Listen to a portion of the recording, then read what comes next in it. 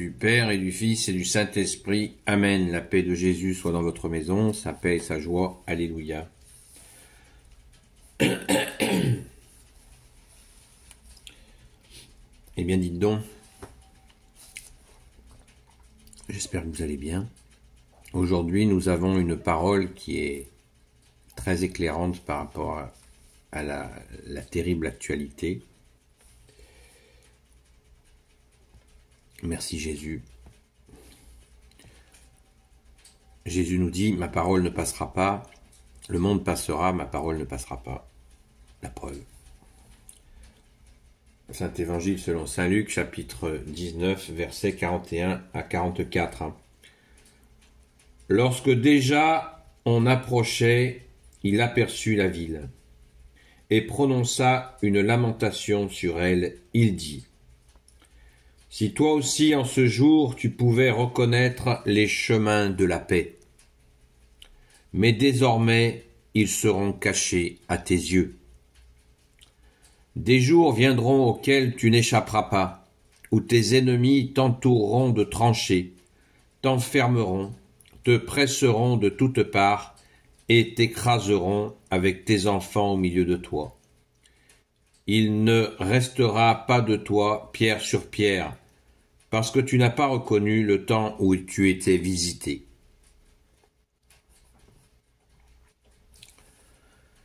Ô Jésus, sois béni dans tes anges et dans tes saints. Alléluia.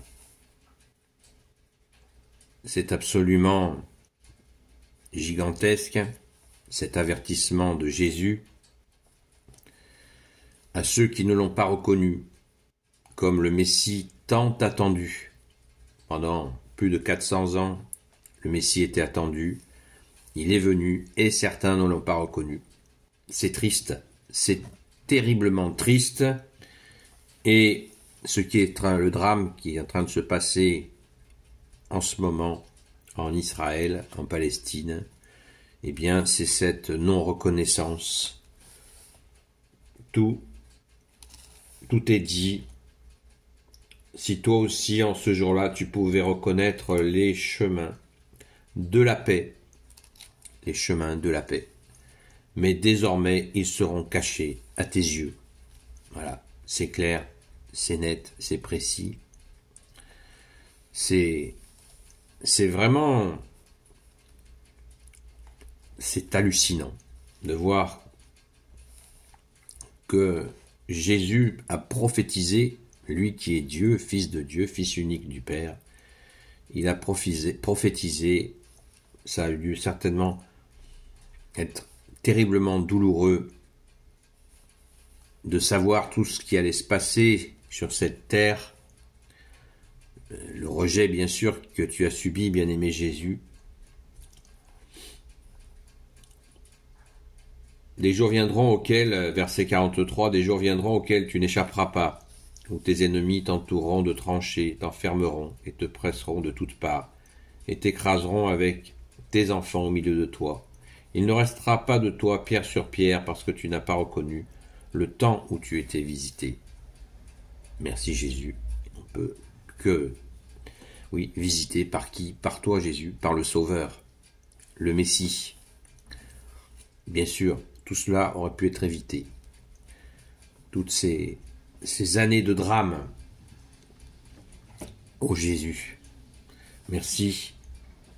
Merci pour cette clarté, cette évidence. Vous savez que en l'an 70, Jésus avait annoncé qu'il ne restera pas pierre sur pierre et que le temple allait être détruit. Jésus l'a dit, il ne restera pas pierre sur pierre, et c'est ce qui s'est passé. Il y a eu une révolte juive en l'an 70, et ça a été un massacre effroyable, et les Romains ont détruit le temple. Donc cette annonce de Jésus est tout à fait, c'est bien déroulé. Alors vous allez me dire, mais quel rapport avec l'histoire, la question de l'Israël et de la Palestine aujourd'hui? Eh bien, tout simplement, ils n'avaient pas les Juifs n'avaient pas, enfin ces Juifs-là qui se sont entêtés, n'avaient pas l'autorisation de Dieu pour s'implanter de nouveau sur cette terre, puisque entre la destruction du temple et l'éparpillement des Juifs en diaspora, ça veut dire qu'ils sont partis dans plein d'endroits pour vivre, pour faire des communautés ici ou là dans tel pays, et ils n'avaient pas l'autorisation de prendre la Palestine de force de nombreux siècles plus tard. En 1895, ils ont commencé à essayer de prendre une terre. Il y a eu différents lieux d'imaginer, et au final, ils ont réussi à obtenir des Anglais qui avaient colonisé la Palestine, de commencer à pouvoir s'installer. Et après, prendre de force cette terre, et on voit où ça a mené. Voilà. C'est juste dramatique. Dramatique, parce que, déjà, premièrement, parce que Jésus avait annoncé ce qui allait se passer avec le temple, et forcément l'éparpillement qui a suivi, et puis ça a continué. C'est effroyable.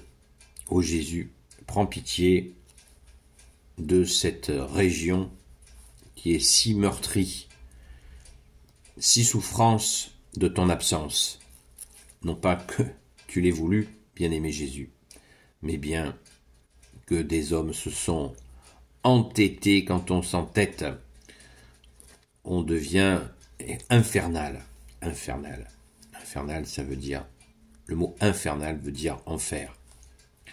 Donc c'est ce qui se passe, c'est sous nos yeux. Alors prions pour les innocents qui sont sous les bombes, qui sont sous la mitraille, qui sont torturés. Prions pour les innocents.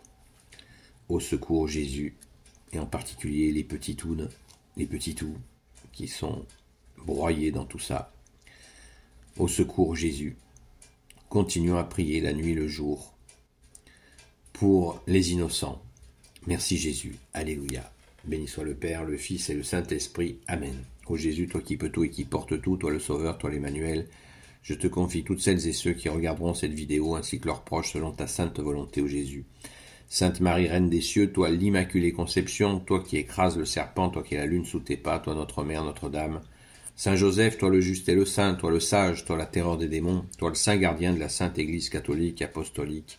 Sainte Marie-Madeleine, notre chère sainte patronne, et vous tous les saints et saintes amis de toi Jésus, Saint Michel Archange qui est comme Dieu, Saint Gabriel Archange, Saint Raphaël Archange et tes anges guérisseurs, et vous tous les anges qui servez Jésus, je vous confie toutes celles et ceux qui regarderont cette vidéo, ainsi que leurs proches, selon ta sainte volonté, ô Jésus. La paix de Jésus soit dans votre maison. À la grâce de Jésus, je vous dis à ce soir sur TikTok, seul Jésus sauve. Et n'ayez pas peur, parce qu'on dit beaucoup d'horreur sur TikTok, n'ayez pas peur, c'est un peu impressionnant comme ça, mais nous avons la totale liberté d'aller écouter qui l'on veut. Donc, soyez tranquilles, mais c'est vrai que ça surprend un peu. La paix de Jésus soit dans votre maison. À très vite!